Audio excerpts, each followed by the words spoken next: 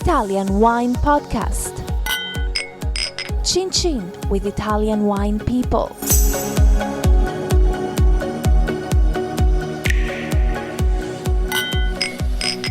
This podcast is brought to you by Native Grape Odyssey. Native Grape Odyssey is an educational project financed by the European Union to promote European wine in Canada, Japan, and Russia. Enjoy. It's from Europe. Hello, this is the Italian Wine Podcast with me, Monty Waldin. My guest today is Catherine Stratton. Catherine is a Los Angelina and she's the founder of CS Selections. What is CS Selections? It's a very, very tiny brokerage in Los Angeles. Right, well that was a great interview. Thank you very much for coming on the Italian Wine Podcast. See you next time. Very, very tiny. Okay, you're not allowed to kick the table. No, sorry. Right, so go on. Is it what, an importer? Are you agent? What do you do? I work for 4 separate portfolios, 3 of which are direct imports with distribution licenses, and the other one is actually a brokerage unto itself, so I broker for a broker. It's very complicated, but I sell wine from all over the world. And zoning in on Italy, what works, what doesn't work, what do you work with? So I work with a California-only importer that up until last year, when I essentially sought them out, were only working in Northern California. So I've brought them to the Los Angeles market, and they have been primarily focused on pretty classic style Italian wine, but I'm working with them to sort of broaden the stretch of certified organic, maybe more natural in the sense like clean natural side of wine, and maybe more unusual native varieties. Okay, so let's dig deeper into that in terms of native varieties. What is working at the moment, and where do you think you can make a difference in terms of Italian native varieties getting into your market? So Los Angeles is an incredibly open market in the sense that they are not stuck in some sort of rut thinking that Italian wine is what it was 25, 30 years ago. But that's are there places in America that do you think still think that? Oh, absolutely. Would you care to name any or not? No. Right, okay. It's not fair, only because I haven't been to many of them, so I feel like I can't be judgy. Okay. The thing about Los Angeles is it's like having 30 cities squished into one, so every neighborhood has its own set of wine that they would like to purchase, and there needs to be a huge array of things that you offer in an Italian portfolio to make everyone happy. So you have neighborhoods like Venice and Silver Lake that only want super obscure natural wine at an incredibly low price, or you go to something like slightly outside of Los Angeles, you end up in Orange County, for example, where they're still, their Chardonnay is still queen and Cabernet is still king, and they still drink a lot of Pinot Noir, and they're the kind of people that still want Chianti Classico, they want Barolo, they want, they'll drink Soave and Gavi because they remember the names. It's generational. So as younger people can't afford to live in cool places and they're spreading out, I'm seeing the edges blur, which is quite exciting, which means there are areas where I couldn't go before with any of my interesting wines, my native grape varietals that maybe no one knows how to pronounce. Now they're accepting them. So there's a nice blurring of the edges happening.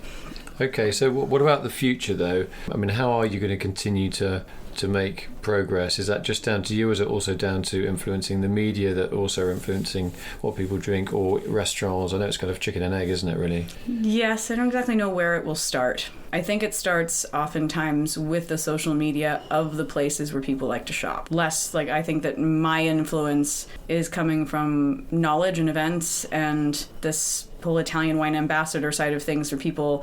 Now there's a title that goes along with my level of expertise, which is helpful, so that when people ask me questions and I can, extrapolate on for half an hour about something they really probably didn't want to hear about, I do forewarn them, I will go as deep as you'd like to go into this. Please let me know. Do you want to just have the fluffy conversation, or do we want to have the in-depth conversation about the history? You kind of get the impression you prefer the in-depth. I do prefer the in-depth, but only with the people who want to go there. I don't think pouring this knowledge on someone who doesn't understand enough yet about Italian wine is the smartest of choices, because then it just gets more confusing rather than less. But you want to get them excited. You want to intrigue them in the history, in the style of winemaking, even just the simplicity of, if you drink more Italian wine, you'll probably have fewer headaches, as long as it's of quality. There's California market, so many people tell me I'm allergic to sulfites. It's my least favorite comment that I ever get, because then I have to lecture them. Why? Because it's the alcohol that's giving them the headache rather than sulfites. Or the pesticides sprayed on the grapes that then don't get washed, that get made into wine, and then they drink a lot of it, and they're also buying their wine at supermarkets for $8.99 a bottle and buying $40 steaks at Whole Foods.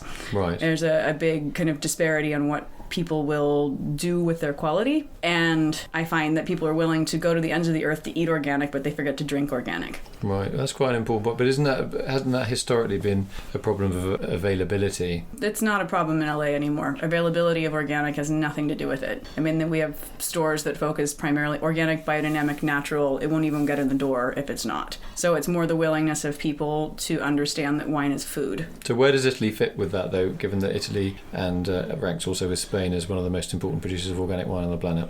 I think that they're leaders in the market in it. And I think Spain as well? Spain less in California, oddly enough. I did have the pleasure of working with a wonderful Spanish book for a number of years, and theirs were some of the most fun wines to sell. So I maybe have a skewed vision on it because it was a huge source of my income for many, many years was selling organic Spanish wine. So I think Italy has a better chance of breaking through that edge, that market, because people have such a love for Italy. I think kind of universally, person to person, anyone you talk to in the United States loves Italy. Most of them have been there. If they haven't been there, they want to go. And I think fewer people think about Spain with as much fondness. Okay, do you do events and tastings to get people enthused? I mean, are you allowed to do that legally? How does that work? No, I do. It's always linked through store. So someplace that hasn't, we have on and off premise locations. So as long as they have an on premise license, meaning they can pour wine, either tasting glasses or bottles in an event, I have a number of favorite places to do them. Obviously, is you get a lot of repeat people coming, and the repeat people are the ones that come back because they know you're going to be there, and they know that they will learn something valuable and taste some really good wine. And that started. I mean, I'm not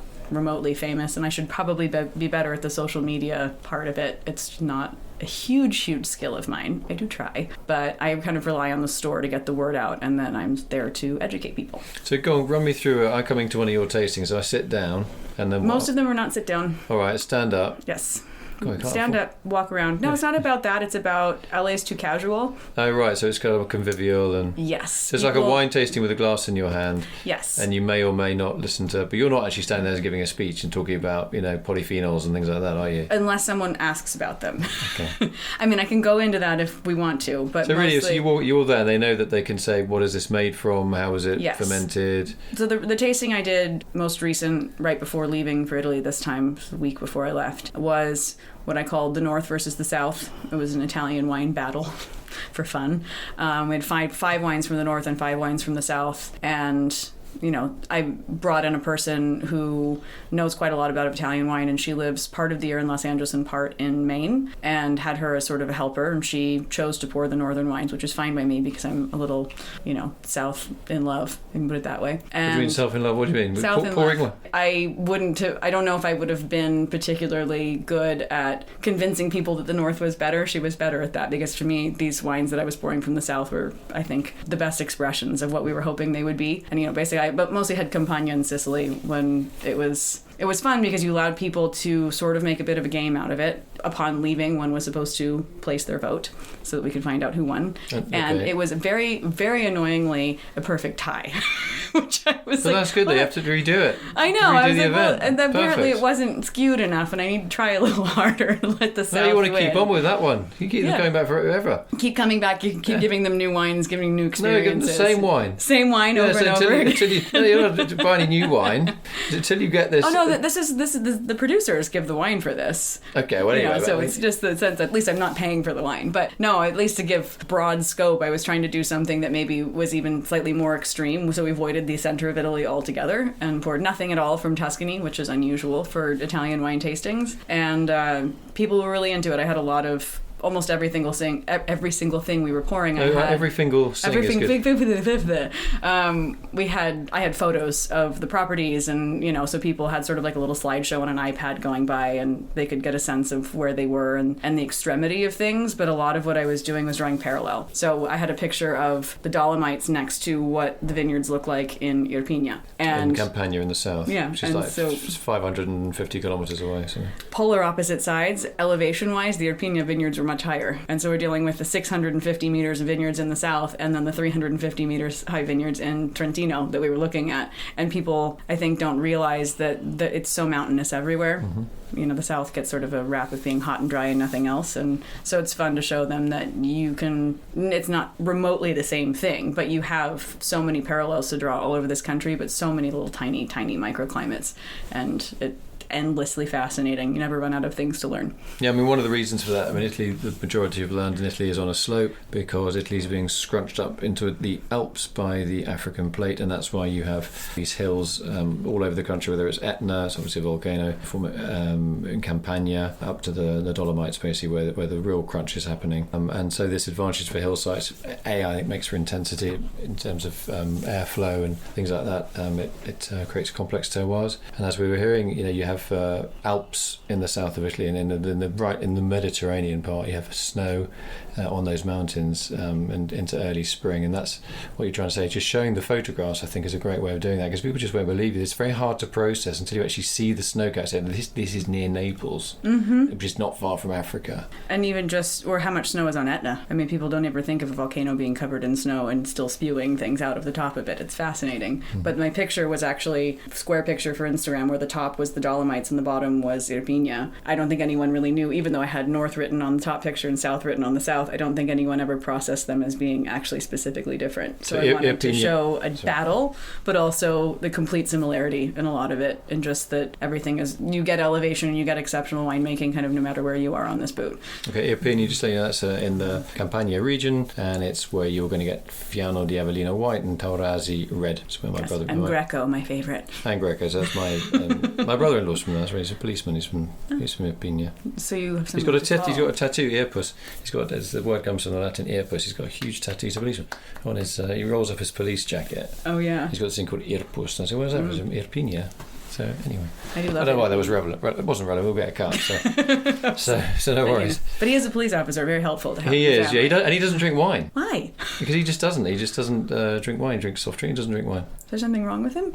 You're going to have to ask him that. And bearing in mind, he does carry a weapon 24/7. True. Okay. So that was the educational side for obviously trade. Yes. Yeah. So do you do any work with consumers? Well, that's again what these tastings are for. Technically, I'm dealing mostly with consumers when I do tastings. Okay. I actually prefer to do consumer tastings in small atmospheres and trade tastings in large. I think that. Why? I think because trade knows what they want. Do they? A lot of them do. A lot of the ones that I work with are they're on top of it. They know exactly what they want in life. They know exactly what you think you told them they should be buying. Well, and then part of my job, I think, is talking them out of what they think is everything is right.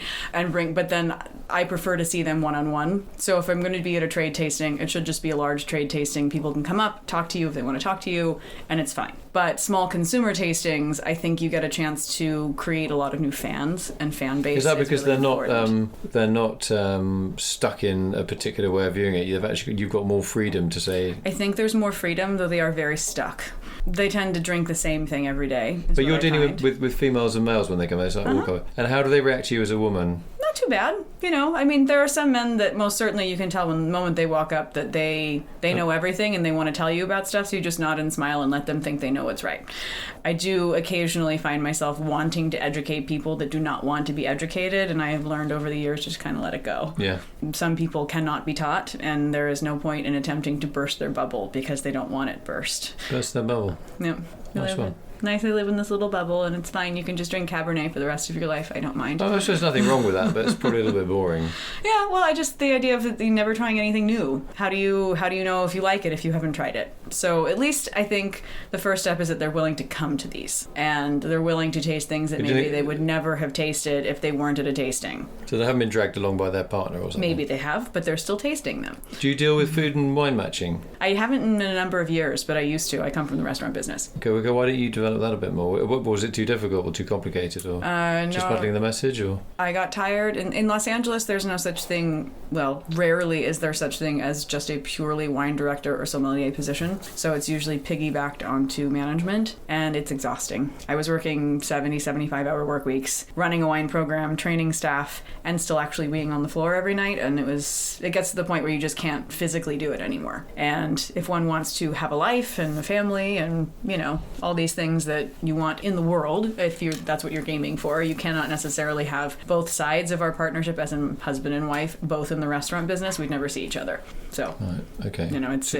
It was a conscious decision to get off my feet and start using my education for something that was more valued. Cool. Okay, so where do you see the future? Well, as we're diving further into the Italian wine world, I hope it becomes more and more focused. Because right now I don't sell just Italian wine. I sell quite a lot of many different wines from many different countries. But why would you say focus on Italy when you've got, I don't know, Champagne or German Riesling or Austrian Grüner or Spanish Rioja or Ribera or Priorato? Why would you just chuck them away for Orvieto, for It's example? not so much chucking away. I've had my time with them. I actually enjoy selling Greek wine more than I enjoy selling many of the other things that I have, and there's a lot of connection there between Greece and Italy. But for me, it's just a long time love affair with this country that started when I walked off of a really, really awful tour bus when I was 17, and it was like I'd found home. Really? Yeah. So it's emotional for you? It's emotional, but also because I feel like I can bridge a gap. I am a purely American person with zero Italian blood that somehow found where they were supposed to be and learned the language, learned the history, dove into it head first. I mean, I came the first time at 17. I moved here at 19 and lived, essentially over 3 longer periods, about 6.5 years in Tuscany. So for me... So you were here when you were that young? Mm-hmm. On your own? Mm-hmm. Yeah. Don't look at me like that. I don't know. I was worried about you, No, I was a very independent child. I never would have guessed. My mom gave me lots of freedom. That's good, though. Yeah, no, I mean, it was before the times of, people looking at a child walking home from school when they are 8 years old as something bad. You can't really do that with children anymore in the United States. But for me, I grew up in Venice Beach when it was not a safe place, but you learn street smarts very young. I knew how to get around the city on buses. But you're in a foreign country, female foreign country, yeah, maybe but some language it's issues. Florence. It's like, what kind of... Oh, yeah, Florence. Oh, all right, okay. Anyway, so you're staying in the Uffizi every night, Well, not quite so much that. And then I learned that I really liked living in the countryside, and so I moved out of Florence and used to commute in for work, and, it just is... I learned to live life here. Really live life. So I mean that includes things like dating and things like that. Yeah, but it wasn't so much of I've never really played the dating game, sort of like what do you call it, a serial monogamist. So I had... But you're married now? Yes. Oh, okay. And he's not Italian. Right. Strangely enough, I don't know how that Does he know that happened. you're a serial monogamist? Yes. Right. He landed the last spot, apparently. He was very proud of it. Right, okay. For me, it was the country itself taught me how to live life. I mean, this is a place where I learned quality of life, how to live with very little. They get a lot with not very much. It's not like salaries here are exceptionally high or anything, at least especially comparative to the United States. And how much you can get for the, your monthly stipend and the quality of food, even just at the little outdoor markets and the supermarkets. And of course, globalization, I think, is sort of taking over and everything's quickly becoming as expensive here as it is anywhere else. But at least, when I first got here, it was something pretty magical. So what we're going to do, we're going to get you on the Supermarket Sweet podcast next time. And we're going sweet. Yeah, some weekly recommendations for which vegetables are in season and... Oh yeah, no, I could talk pricing. We could talk about food if you want to. Yeah, no, talk we could about do that forever. Yeah. I love food.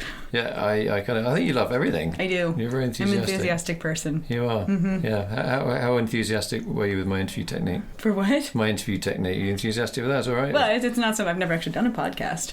Yeah. I've been on video before, but I've never done a podcast. It's just fun. Podcasts are easier. TV's a pain to make. Well, yeah, because then they have to keep telling you to do things over again. And I don't. Actually, we're gonna have to do this podcast again because I got the sound wrong. Is that all right? Sure. Yeah. Another half an hour. Oh, we talk about something completely different. Oh, we just talk about your husband. No, he might get a little nervous about that. Well, especially if he's not here. Well, yeah, he's getting here tomorrow. Is he? He'll maybe on an airplane or something while this goes out. What do you mean maybe on an airplane? Well, I don't know exactly when this all gets released. Oh, okay. Well, nor do we. Oh, okay. So perfect. All right. I just won't tell him about it. Okay. There's no plan here. It's just ad hoc, improvised. No, and I like that. I was like, I hate the thing where there's like scripted questions and things don't allow some sense of natural flow. You get asked the same question about 4 times by me because I've got probably bad memory. So if I asked you the same thing... But it's recorded. Yeah, that's true. We can delete it. You could listen back. Yeah, I generally tend not to because it's, You don't like to listen to yourself talk? No, I don't mind. I have to sometimes. Okay, yeah. I don't like listening to myself talk. Well, then don't listen to this. But I feel like I have to. Yeah, well, you just listen to it. I'll just be super embarrassed and turn neon red the entire time. Get your husband to listen to it, and if he tells you you're great, then you should listen to it. And if he tells you are not, then he's... Yeah, he'll probably just lie to me and tell me I'm great anyway. Well, I don't know. I don't. I have a very direct relationship with my partner. Yeah, I'm pretty sure that he would just tell me I did a great job, no matter what. Well, I think you've done a great job. Thank you. No, it's interesting. I mean, it's a side of the industry that this kind of uses the hand-to-hand selling aspect is what's needed when you're selling something that is kind of unique and it isn't really replicated complicated. You talk about Greco, for example, so there are various Greco varieties, but if you're selling Merlot, you can get Merlot from 15 different countries. Oh, and, yeah. Some of these Italian varietals are really only grown in one particular place. So that's the hand selling aspect. So what you're doing in terms of education has an extreme logic to it. You're taking the fear away from people that we all have of the unfamiliar. And it's kind of, I think they feel very comfortable with me sharing information now, because it's like I've been accepted as this person who is, a pseudo expert of what it is that I'm talking about, so they don't feel belittled. I remember when I was doing it in the restaurant situation, people hated to be overly educated at a dinner table. But when people are coming to you for information, they want to learn. They're there to learn something. They might be moderately terrified and have no idea how to say it, but at least they're not trying to order it off a list. They can come in, I'll have wine number 1, even if they have no idea how to say it. At least they're comfortable with this concept of coming up and tasting things. And so I enjoy talking to the consumers in addition to working with people actually who are the ones get the harder job in a lot of ways of selling things to consumers on the floor of a restaurant. But what we want to do for them, at least restaurant-wise, is giving them the tools that they need in order to, as we all know, this business, as much as anything else, is sometimes about making money. So you want to, achieve a sense of acknowledgement that they need value. They need useful, reasonably priced wines that you can pour by the glass and not break the bank and get people excited about something, because they're not going to order a bottle of it. They've never heard of it. They don't know what it is. But hey, it's $12 by the glass. Maybe I'll try it. Yeah, and you never know, you might like. Well, no, and it's amazing when you get someone to like something they didn't think they would. It's a whole new world. And then they get addicted, and then they want to travel here, and then it gets worse and worse every time, and they'll turn into another version of me. Addicted to the Italian experience rather than to the wine, just to be. So we have like a whole team of lawyers and health and safety executives. So we've got to be really careful about that. No, I literally addicted to the lifestyle, like all those little schmutzy videos they like to show us. Schmutzy, yes. Good one. Yeah. Where you're just like, it just makes you want to cry just a little bit. So pretty. Yes, it is all about it, everything beautiful, and of course everyone drives a Ferrari. But no, honestly, there's a level of complexity to this country that will never cease to amaze me. Yeah, and it won't go away, hopefully. God, I hope not. Yeah. So I want to say thanks to my guest today on the Italian Wine Podcast, Catherine Stratton, founder of CS, I guess that's Catherine Stratton, selections.com. Very not creative at all. That's all right, that's okay. It's mostly just utilitarian for the LLC. For the LOC? LLC, the Limited Liability Corporation name. All right. In California, you would legally have to have so that I can sell people wine. So I just want to say thanks to my guest today, Catherine Stratton. I was going to say wine educators are the stars. Do you have any movie stars that come? No, I used to see plenty of them working in restaurants. Yeah. I mean, it was actually I'm completely unfazed by most of it. Yeah. As you grow up in Los Angeles, you don't even think about people being famous anymore. But it was fun. Okay. A lot of really awesome ones out there that are incredibly nice and very generous. Okay. So I like to give them a good name whenever anyone asks. Okay, I want to say thanks to my guest today, Catherine Stratton of CS Selections in Los Angeles. Wish you every success in your burgeoning career. Thank you. Being a brand or an ambassador for Italian wine, and hope things continue to thrive. Me too. Yeah, me too. Thank you. Ciao. Bye. This podcast has been brought to you by Native Grape Odyssey, discovering the true essence of high-quality wine from Europe. Find out more on nativegrapeodyssey.eu. Enjoy. It's from Europe. Follow Italian Wine Podcast on Facebook and Instagram.